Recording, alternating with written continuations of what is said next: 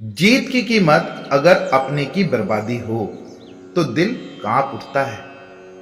कभी ऐसा सोचा है कि कोई लड़ाई जीत भी लो लेकिन सामने वाला टूट जाए और वो सामने वाला कोई अजनबी नहीं, आपका अपना हो। ऐसी जीत को देखकर दिल कभी खुश नहीं होता। और अर्जुन अब उसी मोड पर है जहां उसका डर है, हार का नहीं, अपनों के पतन का। श्लोक 36 का अर्थ है कि अर्जुन कहता है, हे जनार्दन, इन कौरवों को मारकर भी हमें क्या आनंद मिलेगा, बल्कि इसके कारण तो हमें पाप ही लगेगा। कभी आपने किसी रिश्ते में इतना गुस्सा किया कि बाद में पछतावा हुआ? शब्दों से मार दिया और फिर मन ही मन रोते रहे? क्योंकि सामने कोई दुश्मन नहीं था, वो था अपना इंसान। गीता कहती है, क्रोध में किया गया कोई भी कर्म आपको तुरंत भले सही लगे, पर बाद में वो पाप बन जाता है। इसलिए सोचो, समझो, फिर बोलो। श्लोक 37 और 38 का अर्थ है कि हे माधव, ये लोग भले ही लालच में अंधे होकर अपने कुल का नाश करने पर तुले हैं, पर हम ऐसा क्यों करें? कभी किसी रिश्ते में ये फील किया है कि भले वो गलत हो जाएं, पर क्यों मैं नीचे गिर जाऊं? अगर आपको कोई नीचा दिखा रहा है तो क्या आप भी वैसा ही बन जाएं?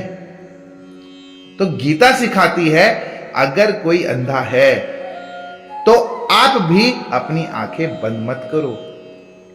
कभी कभी जीत यह होती है कि हम दूसरों के नीचे गिरने पर भी अपनी ऊंचाई बनाए रखें।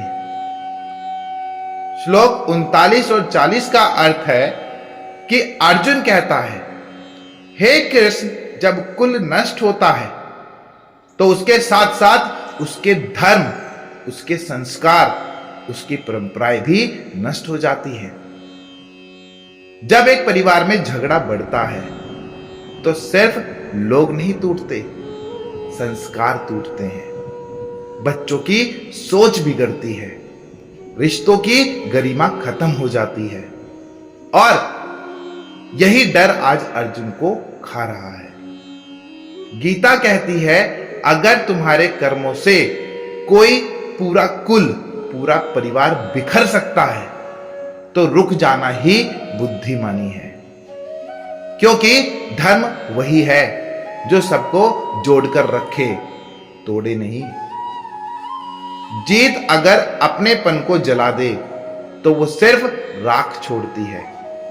अर्जुन युद्ध कर सकता है, पर उसे डर है कि यह युद्ध उसके अपनों की नींव को हिला देगा। कृष्ण अब भी कुछ नहीं कहते, क्योंकि अर्जुन अभी अपने अंदर के तूफान में है।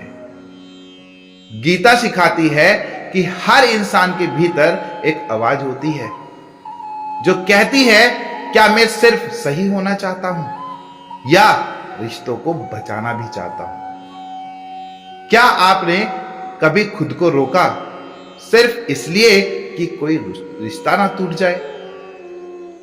क्या आपने कभी कुछ बोलने या करने से खुद को रोका क्योंकि डर था कि कहीं घर ना बिखर जाए? तो कमेंट में लिखिए, रिश्ते बचाने की लड़ाई सबसे बड़ी होती है। धन्यवाद।